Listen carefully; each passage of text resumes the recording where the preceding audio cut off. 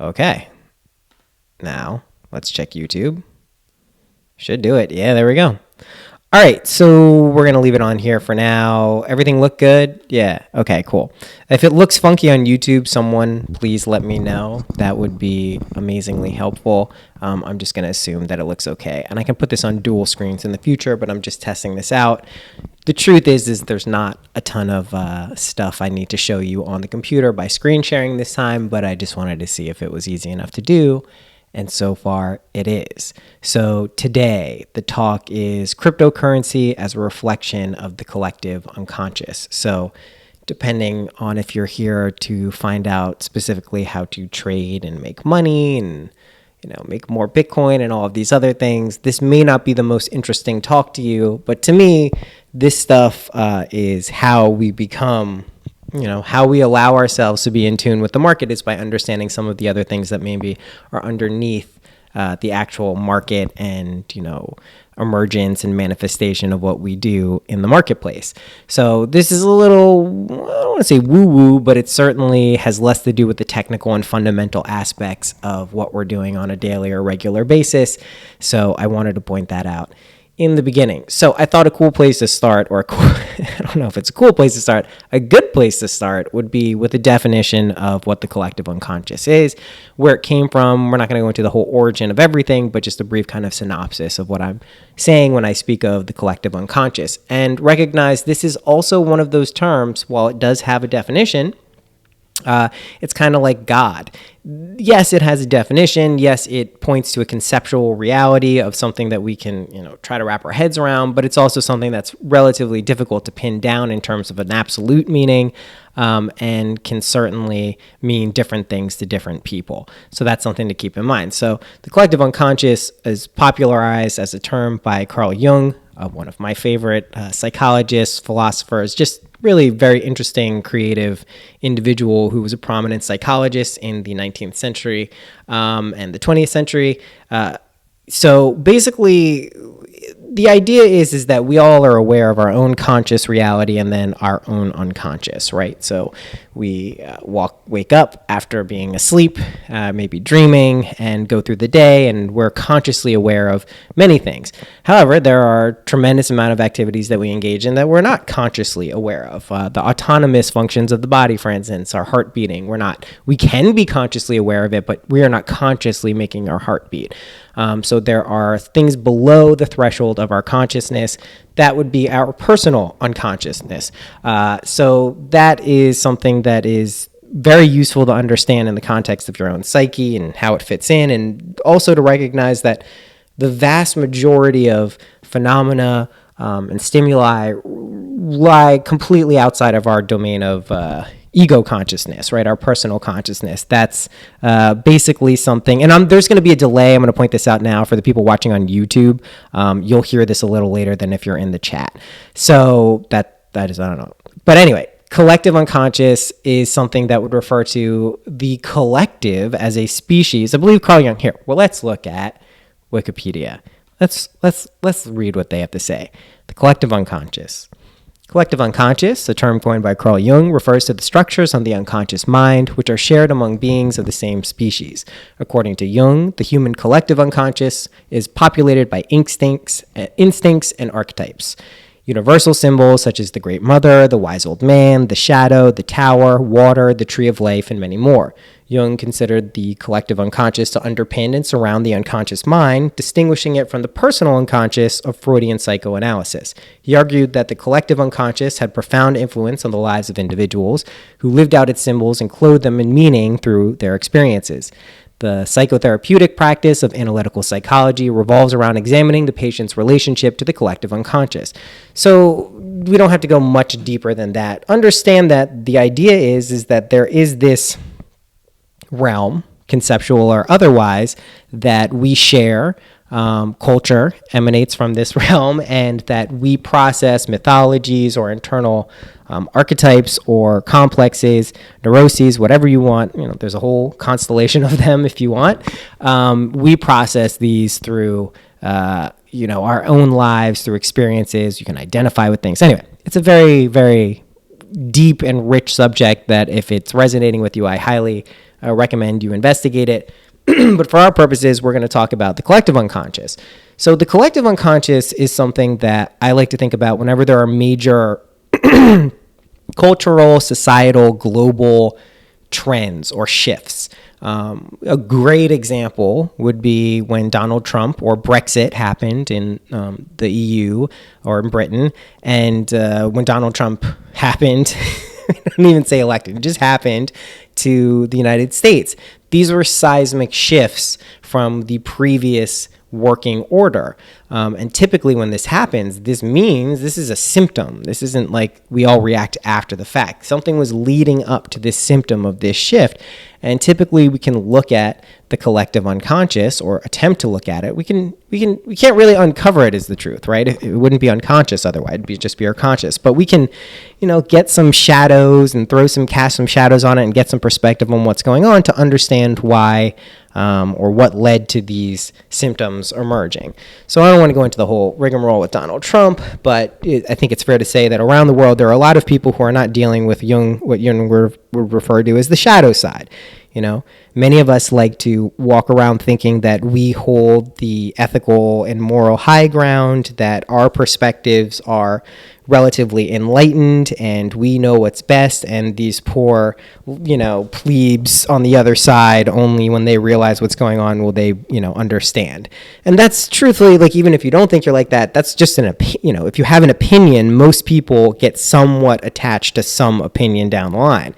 So that's an important thing to keep in mind. Now, how this relates to cryptocurrency is, to me, perhaps the biggest shift in consciousness that I've witnessed on a global scale since I've been alive, this go around, right? I mean, we're talking about completely upending the way that people perceive money, finances, financial anxiety, how they want to spend their time, what they want to do. Many of us in this server and people who are already into cryptocurrency understand either the beginning stages of this or have been lucky enough to experience, enough kind of growth that we don't, our world was substantially changed. Maybe we're not wealthy, but, we think about paying bills and who we want to work with in a different way because we have that ability now. So this is something that percolates whether people's consciousness and their unconsciousness rather, whether they're personally going through it or not. So if you and I and everyone listening experiences some facet of the cryptocurrency world radically shifting at the way we perceive reality, this is like a web, the Chief Seattle quote. You touch it at one point and it ripples and is felt on the other side of the web. So what could potentially be leading to what's happening now with Bitcoin and cryptocurrency? Why would this be happening?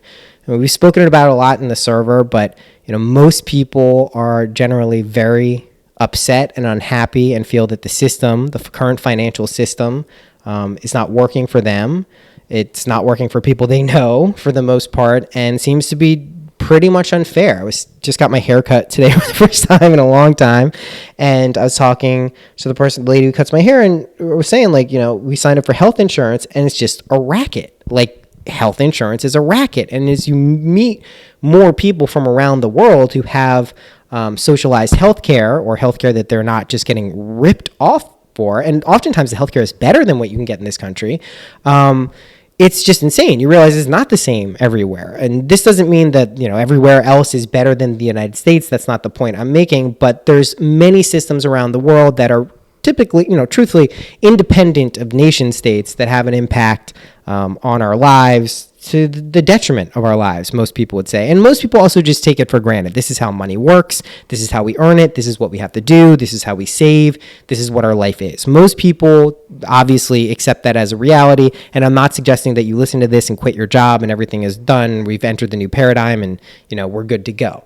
But what I am saying is something is happening to a significant portion of the population relating to cryptocurrency and how their consciousness shifts, related to finances and money. There's a whole other thing here. So why is this happening?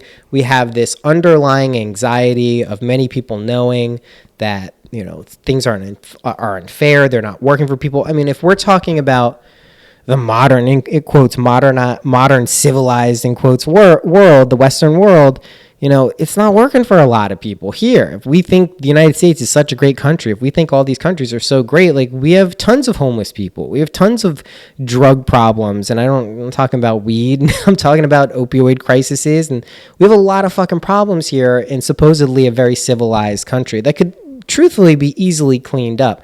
There's a great quote before he was Ramdas by Richard Lampert when he was saying that, the truth is, and the studies have been done, there are more than enough resources to feed and clothe and house the entire human species, period. Like, we know that. It's not a question of supply and demand.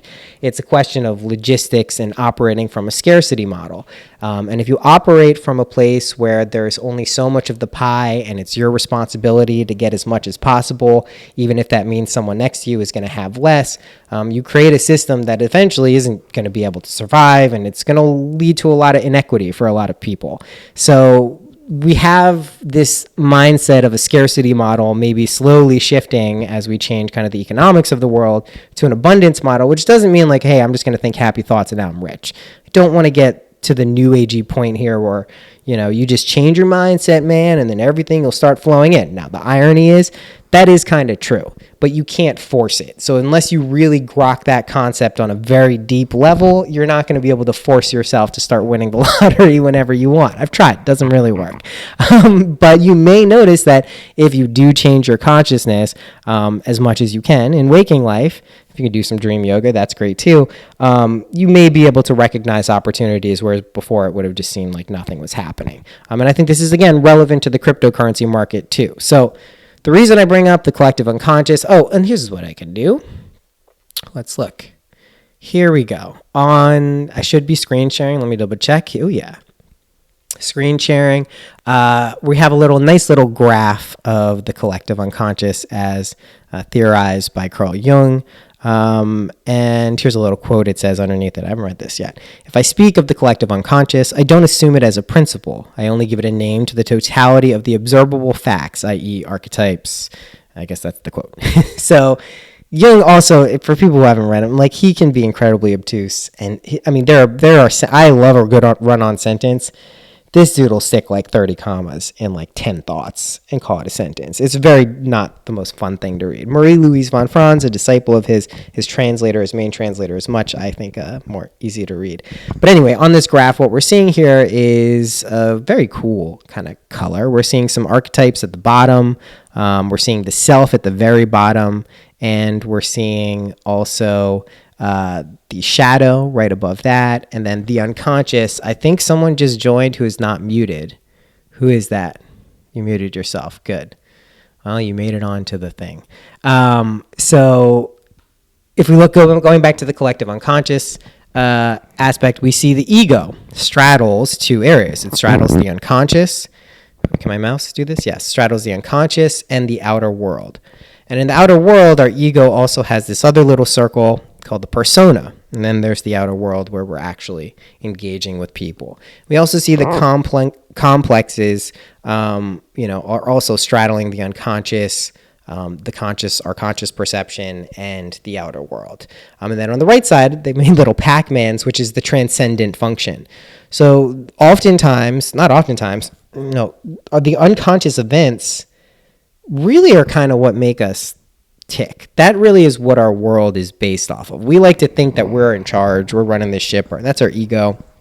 Not like evil, bad ego telling us but we want to be like, yeah, tomorrow I'm going to do this, I'm going to do this. You know what? I'm going to trade this cryptocurrency for this one. And I'm not suggesting we don't have free will and we're not in charge of those decisions. But what I'm saying is these grand thematic things. So like if we looked at Bitcoin over the course of 5 years relative to what happened yesterday, what happened yesterday is totally valid, but the decisions that Bitcoin is making yesterday maybe fits in a larger time frame than what we would like to believe. And that's kind of a decent analogy for how we perceive the world with our consciousness and our ego relative to the things that are actually kind of driving. And again, the reason this is important is if we can notice these things in our own lives, we can make the natural assumption without getting carried away that these things are also functioning on a broader scale, with the collective unconscious. So cryptocurrency, there's no specific edge that I'm going to give you from this talk, but I think if you can notice what's going on with different communities, different themes, different functions of coins. For instance, you could say that, the interoperability coins are thematically related to something going on in the collective unconscious, connecting things, functionality, connecting nodes to help a network. These are things that, would be aligned. Picked up some Aeon today, which is a good, also Carl Jung wrote about Aeon. I'm going for some synchronicity here. I'm trying to pump my Aeon bags. That's all this is. Also privacy coins, another very big thing in the collective unconscious. How many references to 1984 and Orwellian thinking have we seen recently? A lot. So we can think things like Monero and Zcash, these coins are typically projected to be pretty big in 2018 and beyond. And not just because of the collective unconscious, but maybe some of the reasons these things have gained prominence and people thought to invent them is because people recognize that privacy is an important issue, not just on an underlying collective unconscious level, but in our waking life. But these things connect. They're not totally unrelated. So there are connections that you can find. You don't have to make trades based on this stuff. I don't think I make a ton of trades based on these things. One of the archetypes I'm looking here at the bottom right on this nice graph we have is the trickster archetype. Be very aware of that. I would say there is a healthy amount of that taking place in the cryptocurrency world. So, and the shadow stuff too. This very quickly comes out when we're dealing with money for a lot of people, very quickly. And it's an opportunity. You shouldn't be bad if you have some fucked up relationships to money, or you've done some fucked up shit related to money in the past. This is an opportunity to deal with it. It doesn't mean that's who you are and that's how you're going to relate to it in the future. So with that, I think we'll wrap up the collective unconsciousness part of unconscious part of this. And if anyone has any questions in the server, you can ask them now in the voice chat text. Doesn't have to be related to this. I know this is kind of more of a mystical, this is MA, mystical analysis, which maybe is not the most useful if you're trying to day trade or week trade, but still, nonetheless, I think has some relationship to what's going on. But if you have any other questions related specifically to the market, why the IOTA total blacklist? Yeah, I added to my blacklist joining Ripple and Bcash. I think Tron is on the brown list, but I mean, who's buying Tron really? But the blacklist, IOTA, was added. And I had some IOTA pretty early on when I was still measuring in dollars. I think I was getting it at like way later than I should, like 45 cents, and wrote it up to like $3 or $4. These were very small investments in the beginning, so it didn't hit like the jackpot. This was late November, December, and it was great. I mean, it did a bunch. It did a bunch. That's the term we're going to be using now. But it went up enough, and I liked it, and it seemed like a potential alternative to blockchain technology. This Tangled, who knows? And then weird shit started to happen, and I sold it for a profit, and was like, all right, I'm out. Didn't have anything against it, but they had the security vulnerability that was exposed, and then when they pointed it out, they said, oh yeah, that was exposed because if someone copied it, they'd have a vulnerability. I'm like, that's stupid and doesn't make sense. But people were like, okay, didn't really think anything of it. I knew some people who were still in it, and I was like, that's, it's your prerogative if that's what you want to do. But I kind of put it in the Ripple category. Like, I don't, people can make money off it, but I don't really want to fuck with it. And then recently it's been coming out that the devs have just been total nightmare people. Not even just with their reactions and what they're doing on Twitter and, how they're speaking to people, but litigious and just general fuckery and nonsense. And my opinion in this space is now there's so many good projects. There's so many quality people. And know this, not all the good projects and all of the good people are going to succeed. That's a fact. Like, they're just not. I went to a music college. Do you know how many fucking talented people I know who are incredibly musicians and, could be incredibly famous? It's not how it works. Not A plus B doesn't always equal C in this space. But there are so many promising things that will do well. Why fuck around with something where the devs are nightmares, what the product is? I mean, and also read some of the articles about people trying to use the wallets. Really smart people who are well-versed in blockchain technology, well-versed as devs and programmers and engineers, and just absolute nightmare situations for people. And if it's not easy for people like that, It sure as hell isn't going to be easy for people like us or people who even know less. So that's an important thing. What was the other question here? So yeah, that's why IOTA's on the blacklist. I don't fuck with it. You can, it's going to be fine. Like anything on the blacklist, I just want you to know, like, it's not going to zero. I mean, maybe eventually, but you can still do fine with all this stuff. But to me, as you know, it's about being confident after you put your money somewhere, your funds somewhere. Like you don't want to feel like, oh my God, I put in this shit and now the shit's going down, because you're probably going to want to sell it. So that's why it's on the blacklist. Look into it more too. And also I'll point out the list I have on Twitter. I've been editing that, and this is an aside, but I've been de-emphasizing technical analysis, not to the point where I don't use it. I still think it has its place, but I honestly, I think there's a level of this, like your TA wasn't going to tell you that Vem was going to dump after the news where they partnered with BMW. TA doesn't tell you. TA said it was about to start another leg up. The reason that happened is this is not based on technical analysis right now. It's still such a green emerging market. I'm not saying this stuff can't work. I use it. I follow people who I trust in technical analysis, but don't think that like it's a blueprint. It's not an equation that always equals up. Okay, another question. Tell me about Raven, Mr. Poe. Nevermore. Raven coin. This is my new crush. So here's the thread of how most people are going to find out about Raven coin. The CEO of Overstock said that he's putting in a significant sum to Raven coin. It is a peer-to-peer currency that uses a new algorithm that is ASIC resistant. I'm not going to get into the whole technicalities of what async resistant miners are and how this fits into the ecosystem of cryptocurrencies, but it's something that you can only buy over the counter right now. Basically, you can only do peer-to-peer exchanges. It's not on any exchanges. You can go to their Discord and buy it from people, and they have an escrow service that people will facilitate. I picked up a bunch. If you are mining, it looks to be a relatively profitable mining operation. I had someone in another server do the math and said that they could make about $14, $15 a day mining this after the electricity costs, which is pretty damn good. And also, if the value continues to go up, that would be more profitable. So miners, this is definitely something to look into. So that's Raven. Download their wallet and encrypt it and get it however you want. Opinions about 0x potential and 0x related projects such as Bounty and DNT. Yeah, listen, 0x is getting about as much what I would call substantial hype from people I respect as a decentralized exchange protocol. Yeah, I think it's good. I mean, I know Nolan here is a big fan. He was the one who hyped it up, I think, before anyone who I really knew. And yeah, it looks good. I don't know enough about it, to be honest, but I know people I respect really seem to like it.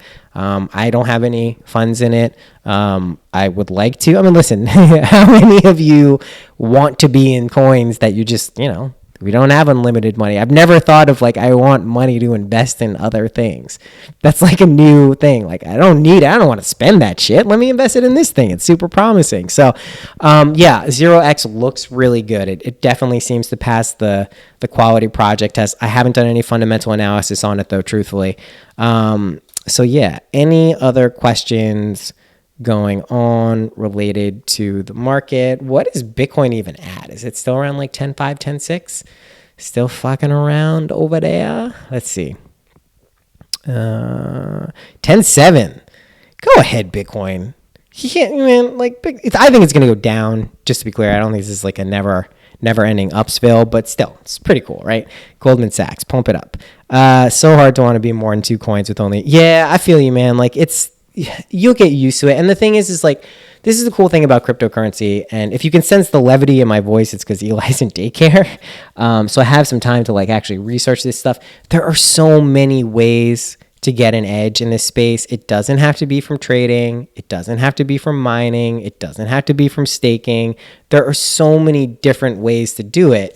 And it's really whatever is most comfortable for you. So I think that's an important thing to remember, that you don't have to be a day trader or a week trader to make your income. Quite honestly, I'm questioning whether that's even the best approach for me. I don't think I'm making substantially more from being actively involved. I'll let you know in a week or two when I really actually have the time to do this effectively. But, I'm looking into potentially mining, some staking, some other ways of doing this. And the beauty of this is, too, we have enough people tuned into this. Just I'm talking about cryptosync.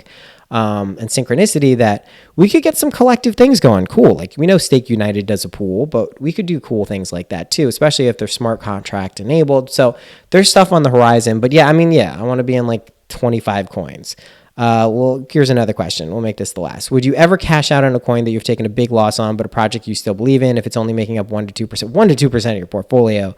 Dude, I've taken so many losses, big losses on 1% to 2% portfolio plays. I think I'm debating. I'm not going to do it. I've learned better that when I really want to sell, and I've just absolutely had it. And right now, that coin for me would be Byte Balls, G-Byte. Here's my you want a little. This is how you know you can trust me. I'm about to tell you about a big loss that I'm still in. So I don't want you to think I'm just winning all the time. All I do is win, win, win. DJ Khaled. That's not what's going on. So I bought Byte Balls because there was going to be an airdrop of more Byte Balls when the full moon happened. And there's a full moon airdrop. They had been doing them. They canceled it. So I was a little late, like 2 days late seeing that. It dropped like 10, 15%. I was like, fuck it. That's not so bad. Then it dropped like 30%. Then it dropped like 40%. And I'm just holding on to this shit. I like Byte Balls. It's a low supply coin. The next talk we're going to do this week is going to be about low supply coins. It's also, I played around with their app and their system. It's pretty cool. I don't know if it's going to survive. Who the hell knows? But I'm hanging on to it for the time being. So I would definitely consider taking losses. I'm not doing it on this one for a few reasons, because the fundamentals tell me I shouldn't, and it looks like it's hitting the bottom, bouncing off like 39, 40, 390, 400,000 Satoshis. Here's the thing. Like, let's talk a little bit about VET, right? VE Chain, even though it's still VET on Binance. I'm not looking at it right this second, but it's like I warned a lot of people in the server. I didn't warn. I said it's probably going to dump right before and after the rebrand event, no matter how cool and what they reveal. They reveal BMW, and sure enough, it's plunged from like 60,000 to high 40,000s. It could go lower. I'm slowly, as I begin to either realize or make the error in judgment that I think VEN could go even lower, I'm going to move some of it. I'll buy it back later if it goes not. I have most of my VEN in cold storage. I'm not going to be trading that, so I'm not going to end up with less than I absolutely view as my bare minimum of having. So losses. There's a talk I gave here about taking losses that I really like. I sometimes go back and re-listen to it because it's important to... People always talk about winning and taking profits and making sure you lock it in and all your stop losses and all this. But I mean, sometimes like getting comfortable with taking losses, knowing the function that they're putting in is really like, that can be a key thing to help you out when you're doing this stuff. Okay, let's wrap it up there. So now I got to figure out how to stop streaming this very quickly. I will do this. Boom, disconnect.